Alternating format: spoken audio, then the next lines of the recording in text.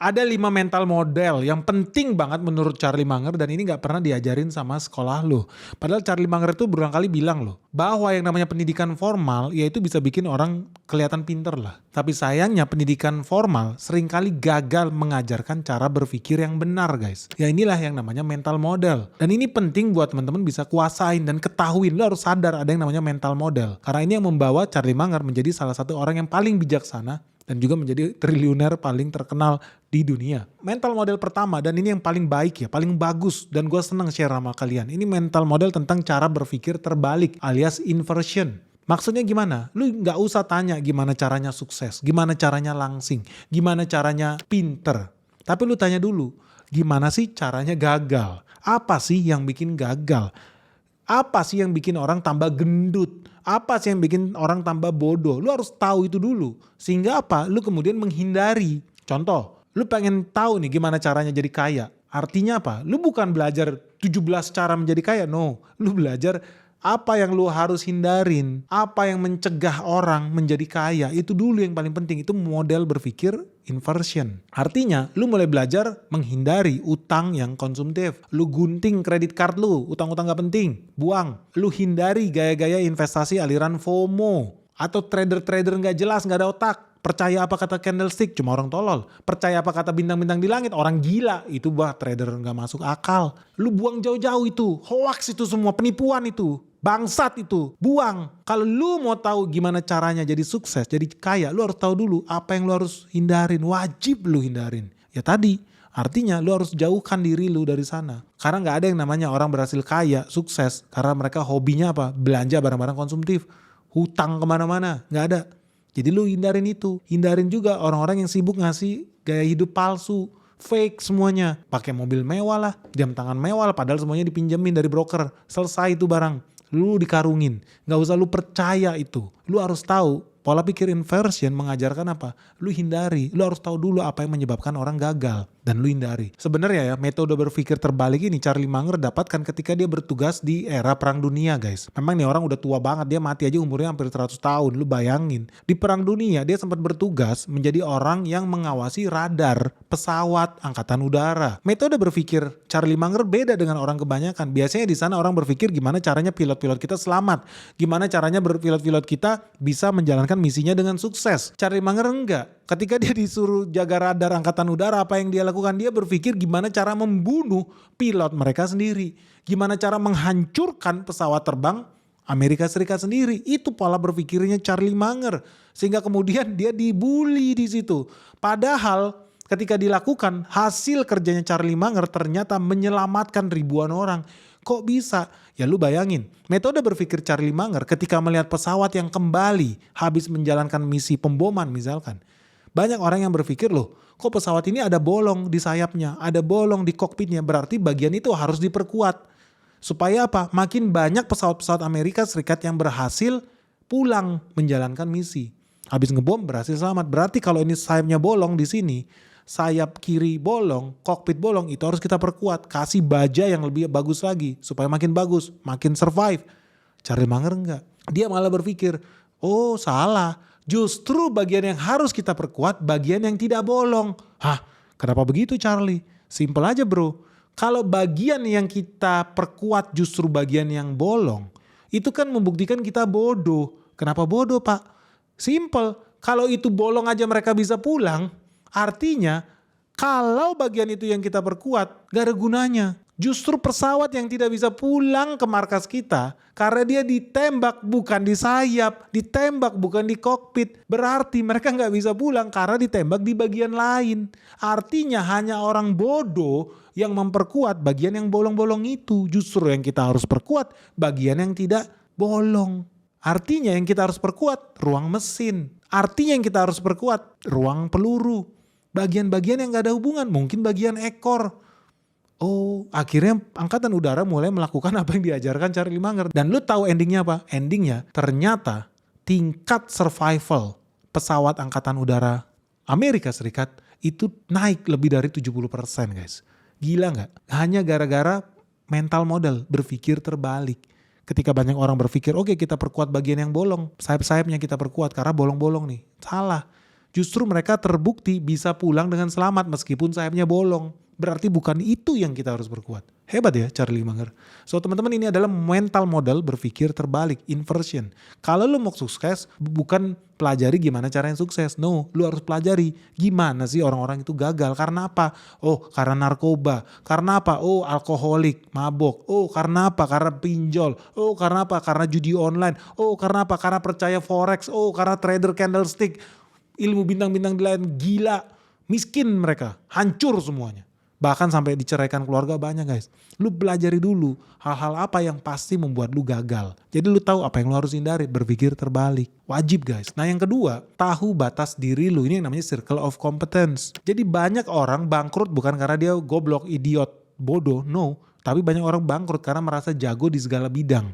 Dan ini bahaya. Kayak gue tiap kali itu dapat proposal.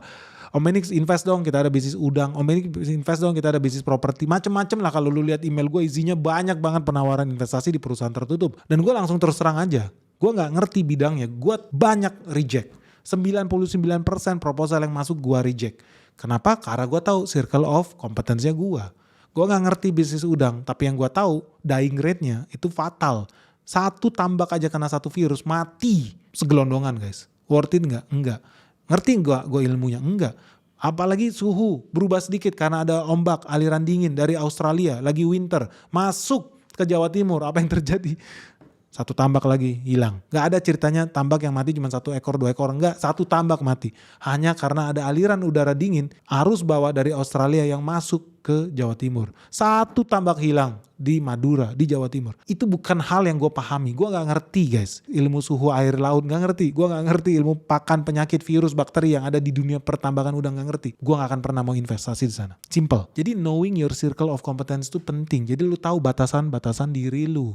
Ini yang namanya edge kalau di dunia making investing. Sangat penting. Jadi kalau lu paham properti, lu merasa lu ahli di sana, investasilah properti. Lu merasa lu paham saham kayak gue, investasinya di dunia saham. Investasi lu bukan trading. Jangan sampai lu udah gak ngerti saham, sok-sokan jadi trader harian, sok-sokan jadi scalper, habis lu bangkrut. Garansi lah. Garansi. Ada juga orang yang punya duit miliaran, habis pensiun. Ada orang kementerian, ketemu sama gue. Pak, saya habis pensiun nih, saya punya duit sekitar 5M, gue mau bisnis ikan lele kemarin. Apa yang terjadi? Gue bilang, gak usah lah Pak, Bapak udah tua, Bapak juga gak ngerti bisnis itu, apalagi ikan lele. Lu harus mangkal di situ. Pantengin, lihat 24 jam apa yang terjadi dengan ikan lu. Dia nggak lakukan itu, dia buka tambak di Pasuruan, padahal orang Jakarta. Lu tahu dong endingnya apa? Bangkrut. Nggak ada 2 tahun bangkrut total guys. Duit 5M hanyut terbawa ombak. Adalah dibilang sama karyawannya, ikannya mati Pak. Satu kala mati Pak, gimana dia bisa ngawasin? Adalah mereka diem-diem jual di bawah tangan hasil tambaknya. Jadi betul-betul dikerjain habis-habisan. Ya gimana puluhan tahun jadi pejabat di kementerian tiba-tiba mau jadi pengusaha ikan lele. Habis kena tipu. Garansi guys. Jadi gak usah lah lucu-lucu. Gue bilang ini lucu-lucu. Kenapa? Karena gak tahu batasan dirinya. Gak tahu circle of competence. So lu fokus aja dengan circle of competence lu. Gue yakin, gue garansi lu pasti aman dan nyaman dalam berinvestasi ataupun dalam berbisnis guys. Yang ketiga, psikologi insentif. Lu penting tahu yang namanya konsep insentif. Bahwa apa? Orang itu bergerak, bekerja bukan gara-gara niat baik. Tapi karena ada rewards-nya, ada insentifnya. Nah banyak orang itu salah menggunakan konsep ini. Padahal lu harusnya berlakukan ini. Contoh sales.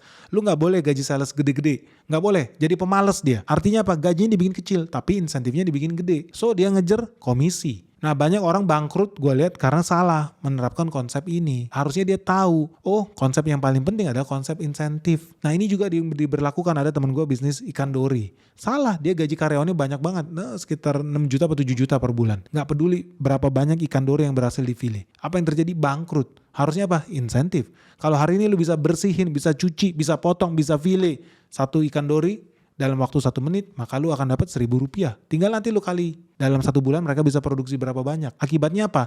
Mereka akan punya lebih banyak insentif untuk memproduksi ikan yang lebih bagus, lebih bersih, dan lebih mulus. Supaya apa? Tadi turun insentifnya.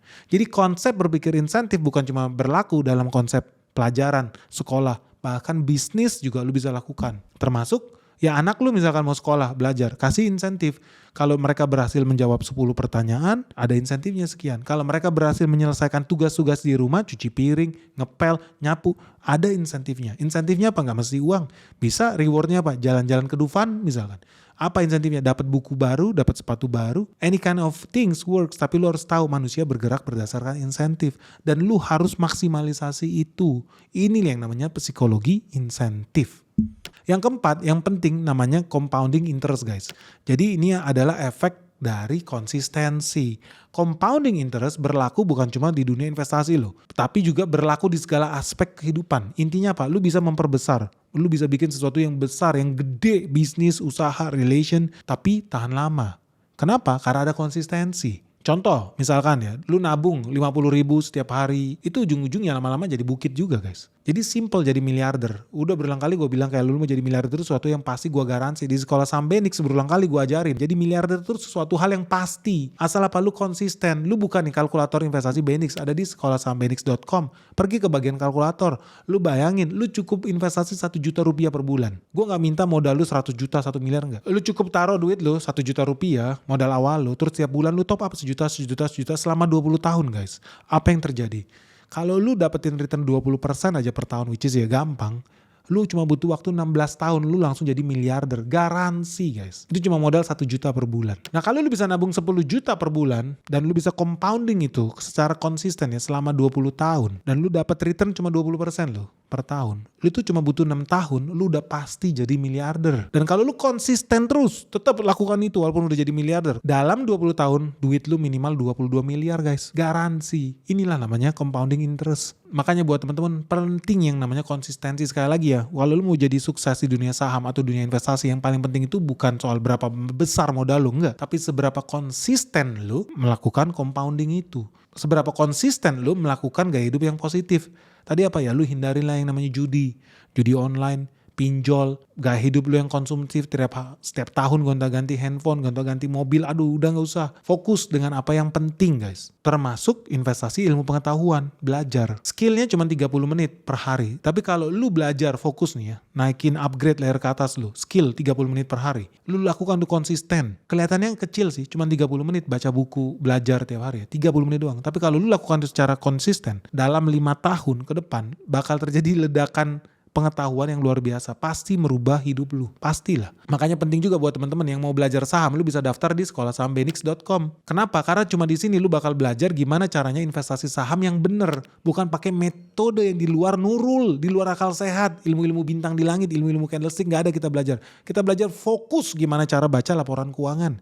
Gimana cara baca neraca, laba rugi. Gimana cara mengevaluasi sebuah bisnis secara fundamental. Jadi benar-benar kita analisis, kita kupas sebuah perusahaan itu. Dan yang paling penting di Sekolah Saham Benix season 9 ini, kita bakal fokus membedah proyek-proyek Danantara. Kenapa? Ya karena sekarang Indonesia udah punya sovereign wealth fund-nya sendiri. Dan mereka mau investasi di perusahaan-perusahaan yang ada di IHSG guys. Makanya penting buat teman-teman yang belum ngerti dunia saham, belajar di sekolahsahambenix.com. Hubungi nomor yang ada di bawah ini karena kita langsung belajarin kupas tuntas gimana sih ekonomi makro, gimana sih analisa laporan keuangan, gimana sih cara mengevaluasi harga saham yang wajar. Lu bisa tanya jawab langsung sama Benix. Jadi ada sesi khusus ditanya jawab sama Benix langsung. Jadi sekali lagi guys, ini sekolah saham khusus pemula. Buat teman-teman yang sama sekali buta gimana caranya mengevaluasi sebuah saham, lu segera daftarkan dirimu sekarang juga hanya di sekolahsahambenix.com. Nah, kenapa lu bisa mendapat ledakan pengetahuan guys? Kembali lagi nih, mental modelnya Charlie Munger. Karena yang namanya compounding itu memberikan efek yang non-linear seiring waktu. Contoh, mayoritas orang itu berpikirnya linear. Modal dikit, hasilnya dikit. Nambah dikit, ya hasilnya dikit.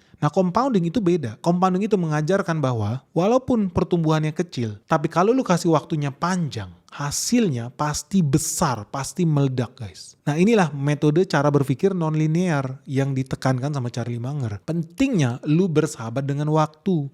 Dan ini bukan cuma soal uang. Contoh tadi ya, pengetahuan, ilmu. Lu bisa compounding tuh. 30 menit, 30 menit, 30 menit setiap hari baca buku. Lewat 5 tahun terjadi ledakan pengetahuan pasti itu dalam hidup lu. Skill apapun lu lakukan yang sama, pasti lu compounding akan meledak nanti.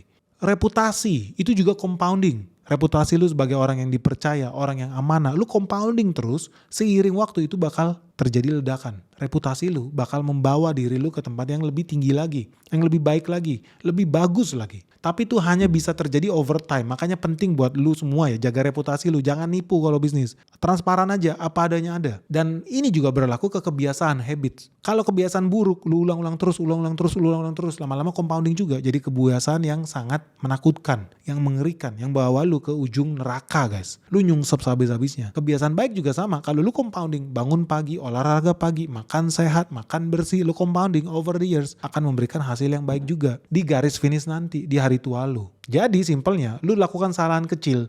Tapi kalau lu ulang-ulang terus itu, kebiasaan buruk itu, ujung-ujungnya apa? Bakal hancur pelan-pelan guys. Dan lu harus ingat, yang namanya compounding harus berani, konsisten bersahabat dengan waktu. Karena waktu bisa memberikan dampak multiplikasi yang paling banyak. Jadi dalam konsep mental model compounding, waktu adalah variabel yang paling penting. Sejuta tiap bulan dalam waktu 20 tahun, duit lu jadi 2,2 miliar. 10 juta per bulan dalam 20 tahun, duit lu berubah dari 10 juta menjadi 22 miliar. Sesuatu yang pasti. Over the years. Jadi di sini bukan soal lu pinter atau cerdas, IQ tinggi enggak. Di sini lu wajib konsisten dan wajib bersahabat dengan waktu. Beda sama trader. Maunya beli jam 9 pagi nanti jual 9 lewat 5 menit udah cuan ribuan %. Gila.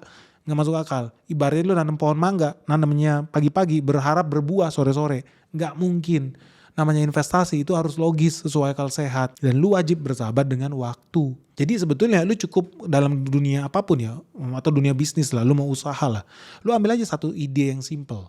Lu fokusin di situ, lu serius di situ. Over the years, ketekunan lu, gua yakin akan berbuah baik guys. Dan sekali lagi ya, teori inversion itu juga berlaku di compounding. Hal yang negatif itu juga bisa compounding. Utang, kebiasaan buruk, insentif yang salah. Bisa di compounding tuh berulang-ulang. Ujung-ujungnya apa? Jadi bad habit, ngerusak orang. Ngerusak jiwa guys. Makanya Charlie Munger itu sangat obsesif guys. Dia itu sangat penting buat dia belajar menghindari kebodohan. Dibanding fokus mengejar kepintaran. Jauh lebih penting lu belajar menghindari kebodohan. Tahu hal-hal yang sebaiknya tidak dilakukan. Dan ini udah berulang kali disuarakan juga sama Warren Buffett. Menurut Warren Buffett, rahasia sukses dia itu cuma 3. Yang pertama, hidup, lahir, dan besar di Amerika Serikat. Itu udah kelebihan sendiri. Yang kedua, ada genetik khusus mungkin. Hoki. Nah yang ketiga, compounding interest. Hal-hal yang baik, kebiasaan yang baik. Dan menghindari apa tadi? Kebiasaan yang buruk. Karena kebiasaan buruk kalau lu compounding, gila, hancur lebur sudah. Nah yang terakhir guys, yang kelima, ini second order thinking. Ini hukum sebab akibat. Ini penting lu punya pola pikir second order thinking. Maksudnya apa? Ini tentang berpikir tentang bagaimana dampak selanjutnya. Contoh ya, banyak orang yang goblok, orang bodoh, itu cuma mikir efek di level pertama. Oh kalau naik gaji, buru-buru pabrik gajinya naik, orang-orang senang. Level pertama. Jadi kalau mau senang, gaji harus naik. Karena mayoritas orang bodoh hanya bisa berpikir di level pertama. Tapi kalau orang pintar, itu dia bakal pikir efek kedua, ketiga, keempat, efek berantai, efek selanjutnya. Contoh, buruh berpikir harga barang-barang mahal, artinya gaji mereka harus naik. Itu level pikir pola pertama. Tapi kalau orang bijak akan berpikir, kalau semua buruh minta gajinya naik, ujung-ujungnya apa? Harga barang-barang ikut naik. Inflasi tinggi bakal naik. Kalau harga barang-barang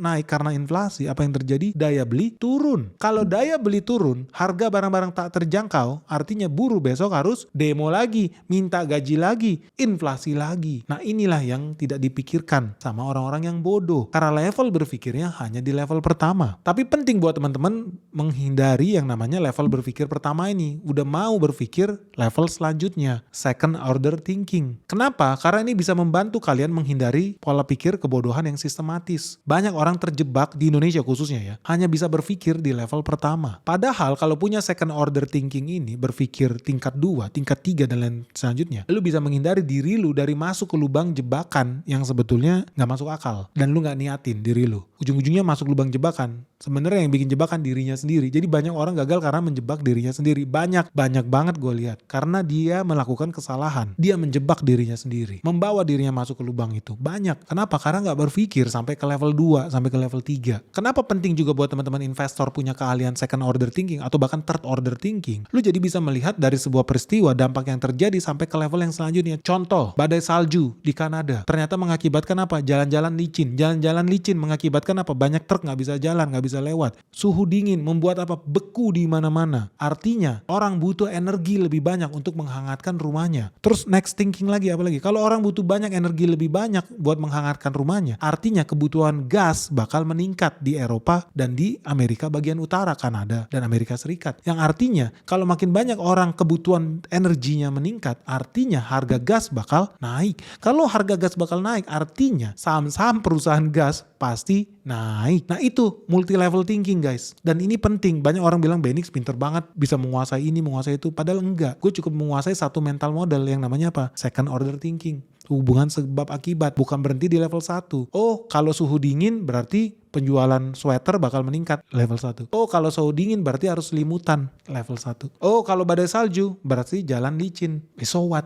Nggak bisa begitu guys. Teman-teman kalau jadi investor harus mau berpikir lebih dalam lagi. Kenapa? Karena Charlie Munger itu udah sering banget loh dia ngomong seperti ini. Wise people think in terms of second and third order effects. Jadi orang yang bijaksana harus mampu berpikir sampai di level 2, sampai di level 3, dan seterusnya. Penting mau belajar ini. Karena sayang banget ya di Indonesia, gue ketemu banyak orang hanya mampu berpikir di level 1. Oh, market crash. Gara-gara apa? Gara-gara MSCI. Wait, what? Gitu doang. Lu gak pernah berpikir kenapa MSCI harus nyerang Indonesia? Kenapa yang gak diserang Afghanistan gitu? Atau Malaysia atau Singapura? Kenapa harus dilakukan serangannya di awal Februari? Kenapa gak di akhir Januari? Atau kenapa gak tanggal 14 Februari biar sesuai dengan tanggal Valentine? Kenapa harus sekarang? Kenapa MSCI memberikan peringatan di tahun lalu setelah Purbaya dilantik jadi menteri? Lu kenapa gak pernah berpikir? Apa MSCI melakukan serangan ada hubungannya dengan IMF? Lu pernah pikir gak? Kenapa dengan IMF Pak? Lu pernah berpikir? Orang-orang UMF masih berkuasa di negara ini. Memiliki kekuatan superpower buat mencetak duit di negara ini. Dan ketika orang-orangnya diganggu, mereka marah. Sehingga kaki tangannya diperintahkan buat menyerang Indonesia. Pernah bertanya-tanya nggak? Dan itu nggak bisa dipahami oleh orang-orang yang masih berpikir di level layer 1 itu guys. Mereka nggak tahu. Makanya teman-teman sekali lagi gue bilang, bagus lu sekolah, bagus lu melek, lu tidak buta huruf, bagus. Jadi teman-teman, sekolah itu ngajarin lu buat menjawab dengan baik dan benar hasil hafalan. Tapi gue pengen ngajarin lu cara berpikir. Ini lebih penting. Karena kalau lu cuma bisa menghafal seperti apa yang diajarin di sekolah, kalau lu pengen menang di dunia nyata, lu gak cukup ranking 1, lu gak cukup lulus ujian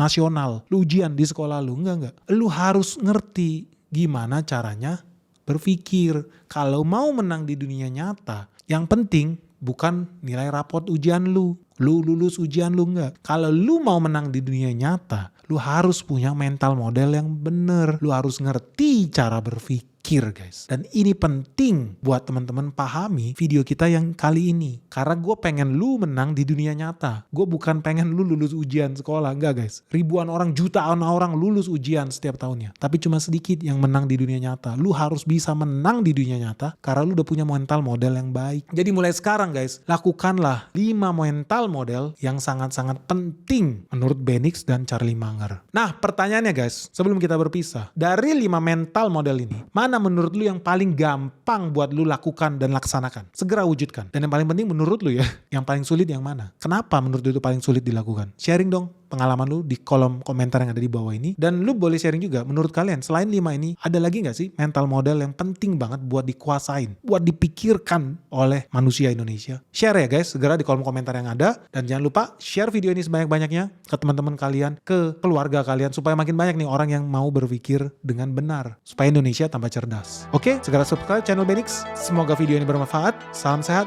salam cuan, salam metal. Bye-bye.